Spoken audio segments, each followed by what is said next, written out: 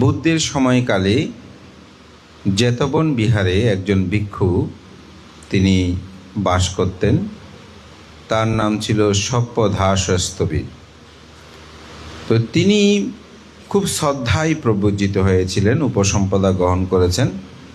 কিন্তু কিছুদিন পর তার মনটি উৎকণ্ঠিত হয় যে ভিক্ষু জীবন আর তার ভালো লাগে না, চিবরও ত্যাগ করবেন না, বরং তিনি জীবন হরণ করবেন, অর্থাৎ আত্মহত্যাই তিনি বেছে নেবেন। এবং জীবনের অসারতায় তার কাছে বারবার উপলব্ধি হচ্ছিল এই জীবন রেখে লাভ কী, গৃহী জীবনও আর ফিরে যাব না, এমনি মরে গেলে ভালো হয়, এইভাবেই সে প্রতিনিয়ত ভাবত। একদিন জেতবনের ভোজনশালায় একটি বিষধর সাপ ভিক্ষুরা ধরে ফেলল। ধরে একটি পাত্রের মধ্যে ভরে নিল, জলপাত্রে পাত্রটা মুখটা আটকিয়ে দিল।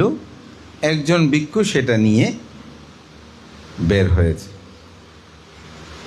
তখন ওই ভিক্ষুটার সপ্পদাস ভিক্ষু স্থবিরের সাথে তার দেখা হয়। জিজ্ঞাসা করে, বন্ধু তুমি এই পাত্রটা নিয়ে কোথায় যাচ্ছ? বলে যে এটা নিয়ে একটু জেতবনের বাইরে যাব। এখানে কি আছে? বলে যে এখানে একটা সাপ আছে। সাপটা কোথায় পেয়েছো? বলে যে এটা ভোজনশালায় আমরা পেয়েছি, অনেক কৌশলে ধরে এটাকে বাইরে ফেলে দেওয়ার জন্য নিয়ে যাচ্ছি। তখন সে চিন্তা করছে, যেহেতু সে বিষধর সাপ বলছে, এটাই আমার কাজে লাগবে। বলে, বন্ধু পাত্রটা আমাকে দাও, আমি এটা গিয়ে ফেলে আসবো। বলে যে ঠিক আছে, তাহলে তুমি নাও। সে পাত্রটা নিয়ে জেতবন থেকে বের হয়ে অনেক দূরে গেল, যেখানে ছেড়ে দেওয়ার জায়গা সেখানে গিয়ে সে মুখটা খুলে হাত ঢুকিয়ে দিল, যাতে বিষধর সাপ তাকে ছোবল মারে। কিন্তু সাপটা তাকে ছোবল মারে না। তারপর সে ধরে তার হাতের আঙ্গুল সে সাপের মুখের মধ্যে ঢুকিয়ে দিচ্ছে। অনেক রকম তাকে ব্যথা বেদনা, ধরতে গেলে একটু ব্যথা পাবে, কিন্তু কোনো ক্রমে সাপটা তাকে দংশন করে না।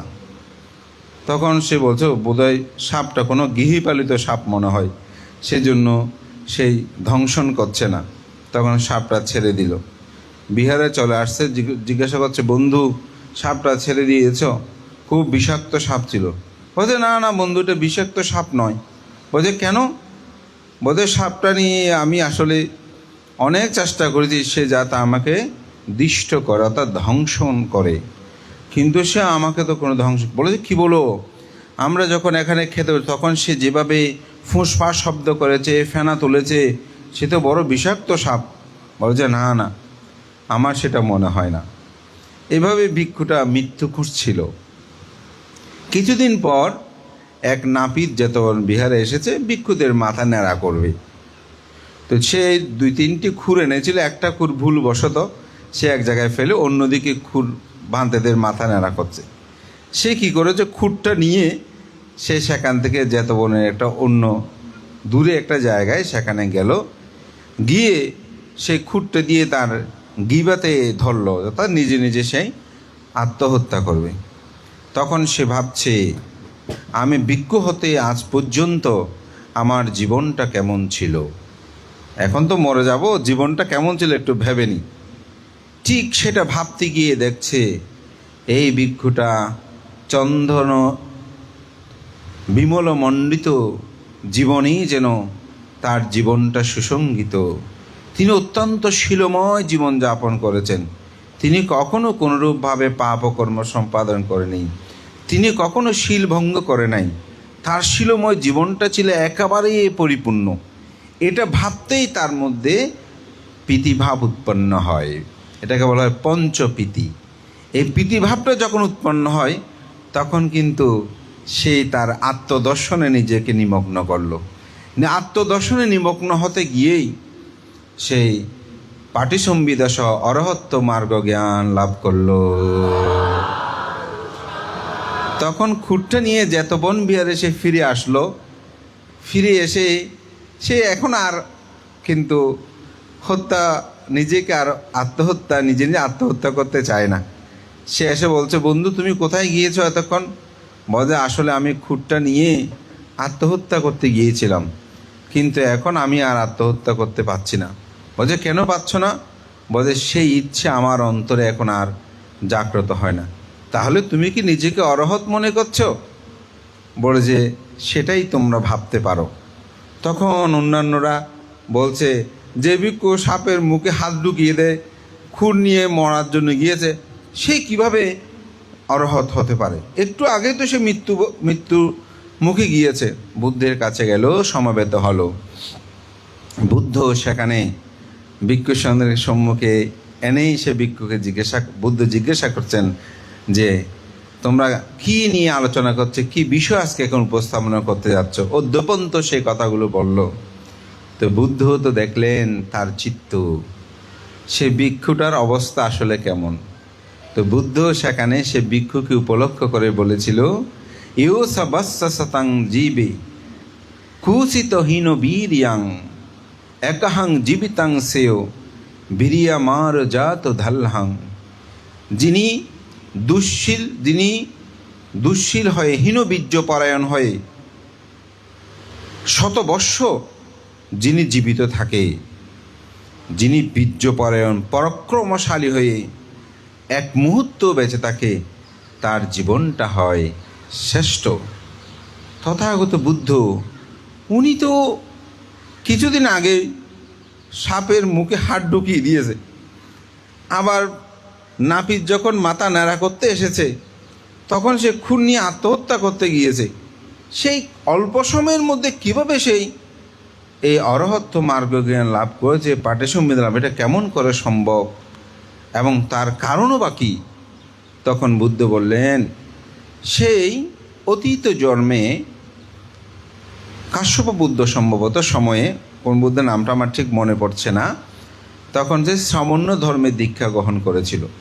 দুইজন বন্ধু একসাথে থাকতো। তো এক বন্ধু বলে যে আসলে ভিক্ষু জীবন আমার ভালো লাগছে না, সামান্য জীবন আমার ভালো লাগছে না, আমার কেন জানি কেমন লাগছে।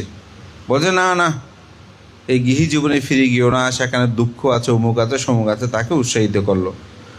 দুই একদিন পরে সে কাপড়গুলো পরিষ্কার করছে, তখন ওই সময় সে ভিক্ষুটা বলছে, বন্ধু তুমি আমাকে ভিক্ষু পর্ব যে ধর্মে থাকার জন্য উৎসাহিত করেছো বলে, আর নাই তো আমি চিন্তা করেছিলাম এই কাপড় চোপড়গুলো সব তোমাকে দিয়ে, অষ্টবয়সগুলো তোমাকে দিয়ে আমি চলে যেতাম, এখন তুমি বলাতে আসলে আমি থেকে গেছি।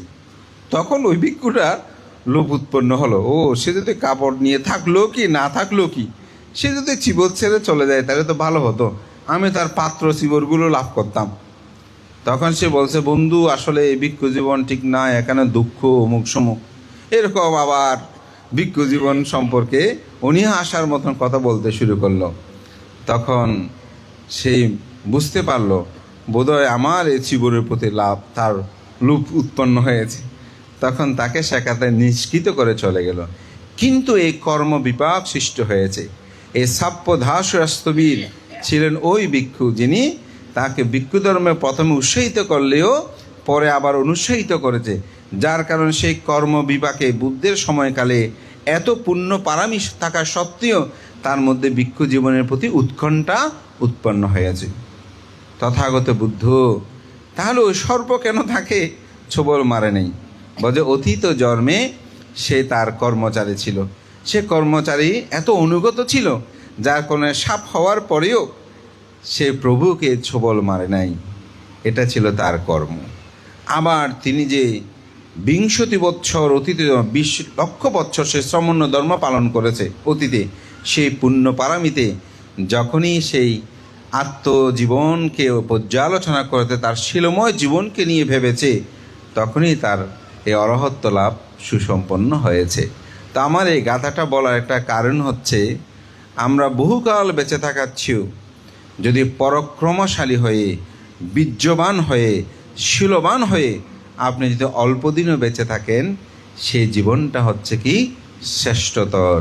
তো জ্যোতিরত্ন ভিক্ষু হয়তো 80 বছর 70 বছর সে বেঁচে থাকে নাই, কিন্তু যতদিন ছিল ধীর বীর্য সম্পন্ন ছিল বলেই সেই বোম্বাইয়ের মতন একটা দেশে গিয়ে, আজকে আমি বলবো একটা শহরে গিয়ে সেই স্বধর্ম প্রচারের জন্য ব্যক্তি হয়েছেন, এবং তার ফল আমরা এখনও লাভ করছি।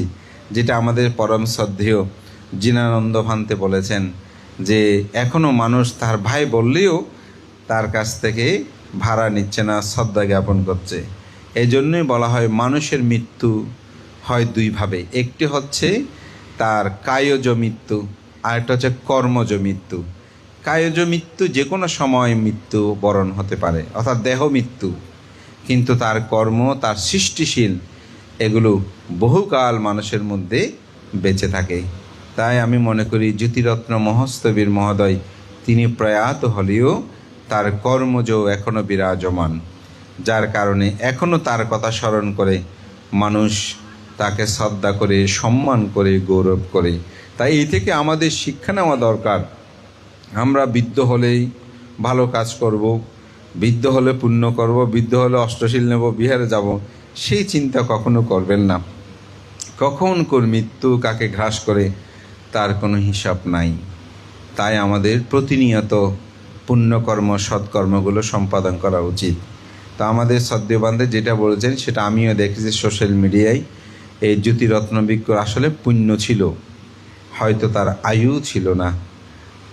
সে যথার্থ সেবা, চিকিৎসা সব কিছু সে লাভ করেছে, কিন্তু আয়ু ক্ষয় তার জীবনকে থামিয়ে রাখতে আমরা পারি নাই।